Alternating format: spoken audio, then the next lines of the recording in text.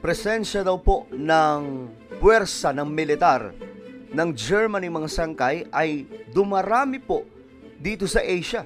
So ano ba ang mayroon mga sangkay? At bakit ito ginagawa ngayon ng Germany, ang pagpaparami ng kanilang puwersa dito sa Asia? Anyway, bago tayo magsimula, paki-subscribe po muna yung ating YouTube channel. And po sa baba ng video na to makikita nyo po mga sangkay yung subscribe button. Pindutin nyo lamang po yung subscribe na makikita po sa ibaba. Pindutin nyo po yung bell at pindutin nyo po yung all. Dahil dito mga sangkay, 1.21 million subscribers po tayo.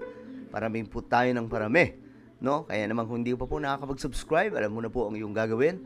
Sa mga nanonood din po sa Facebook, huwag kalilimutan na i-follow po ang ating Facebook page. Okay ba? So ngayon mga sangkay, ito po kasi ang report na lumalabas na ang Germany ay patuloy nagpapadala ng mas maraming mga military sa Asia. So anong mayroon mga sangkay? Tinatapatan na ba ng Germany ngayon ang China? Two German warships have set sail towards the Indo-Pacific region in an effort to increase Germany's military presence in that area. The Frankfurt am Main ship set off on Tuesday from the northern German port of Wilhelmshaven. Okay, yan po ay mga mga sangkay, yan po ay mga warship ng Germany. Nakaraan lamang ay pinag-usapan po natin yung India na nagpadala na nga po daw ng kanilang mga pandigma sa West Philippine Sea. So ito naman mga sangkay, anong mayroon? Tumutukoy ba ito ng kanilang pagpasok sa West Philippine Sea? Or ito po ay sa ibang parte lamang po ng Asia? Pero ang pinakamainit kasi ngayon mga sangkay ay ang panghihimasok ng China sa West Philippine Sea.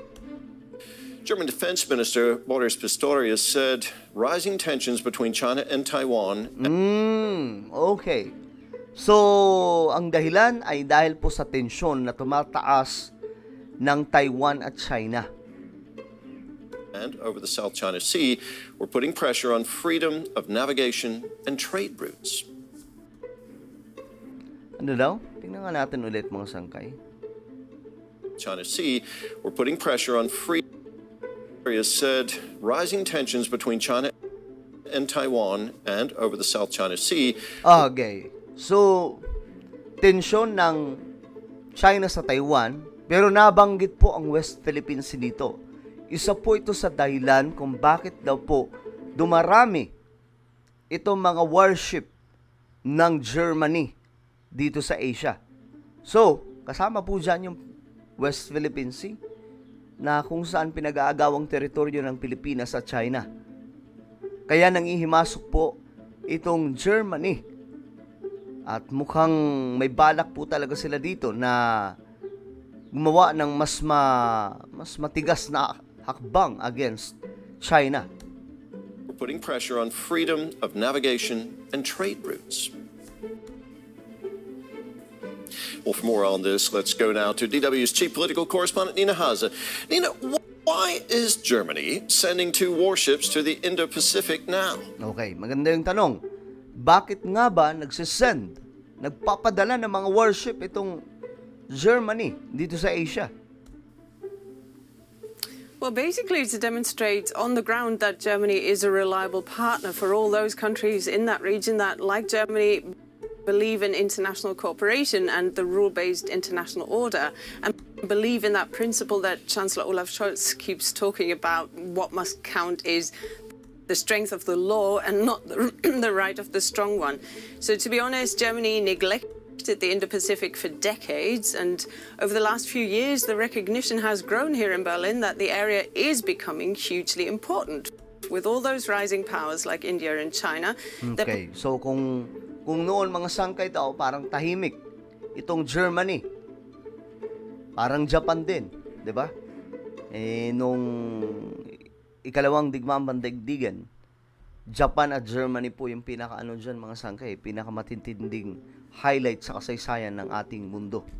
So ngayon, kung noon mga sangkay, itong Germany ay medyo tahimik lamang po na hindi po nare-recognize ang kanilang military.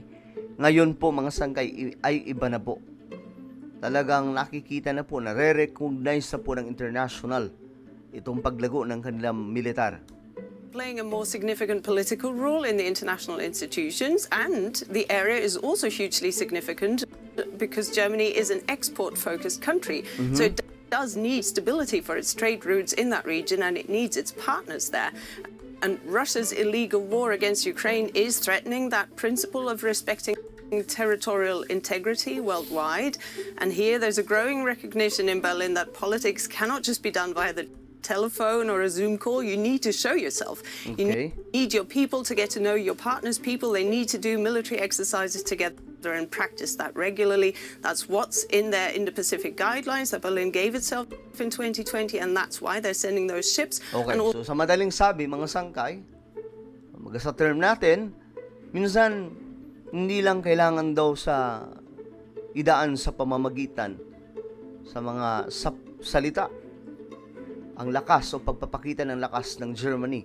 Minsan daw mga sangkay kailangan din angasan ng Germany para mas lalong ma-recognize yung kapangyarihan ngayon ng kanilang militar pagdating po sa karagatan. Also some planes from the Bundeswehr to the region.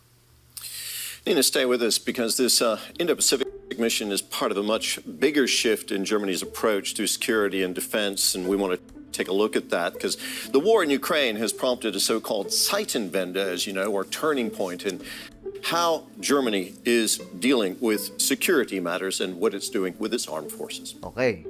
Paano daw po dinideal o ginagawa ng akbang nitong Germany ang pagkakaroon ng maayos na seguridad ngayong may digmaan Ukraine against Russia? At ito may papasok po mga sangkay na gulo na pwedeng mangyari sa Taiwan at China or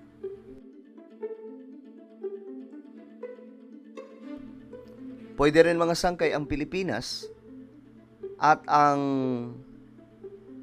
China ang magpang-abot, di ba?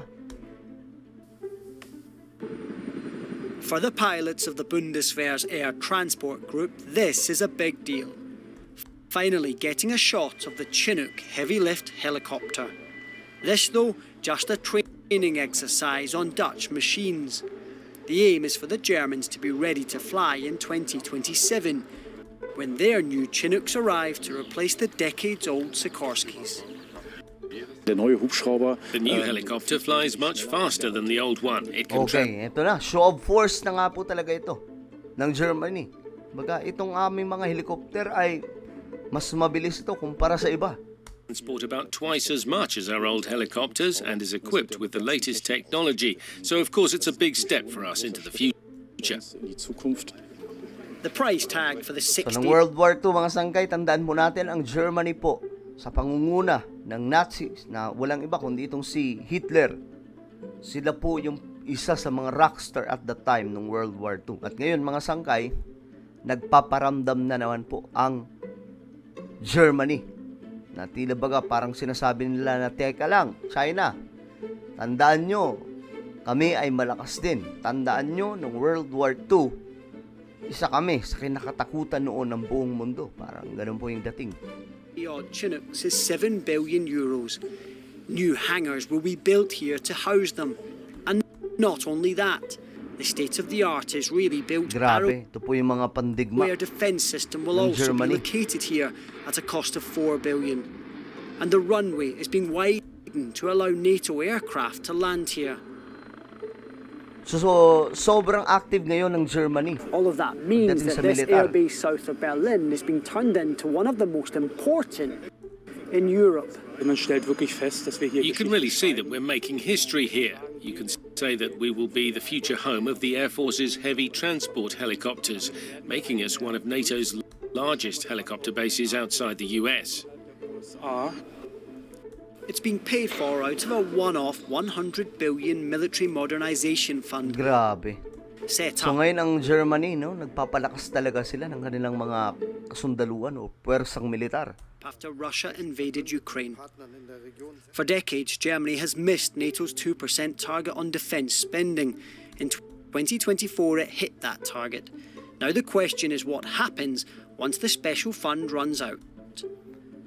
Okay, mga sangkay. So, again, itong Germany ay pumasok na nga po sa Asia at dumarami po ang kanilang mga kasundaluhan dito. Ang tanong dito, babanggain na nga ba nila ang China? Comment niyo po sa ibaba ang inyong mga opinion. And now guys, I invite you, please subscribe my YouTube channel, Shanghai Revelation. Hanapin niyo po ito sa YouTube, then click the subscribe, click the bell, and click all. Okay, ako na po ay magpapaalam. Mag-iingat po ang lahat. God bless everyone.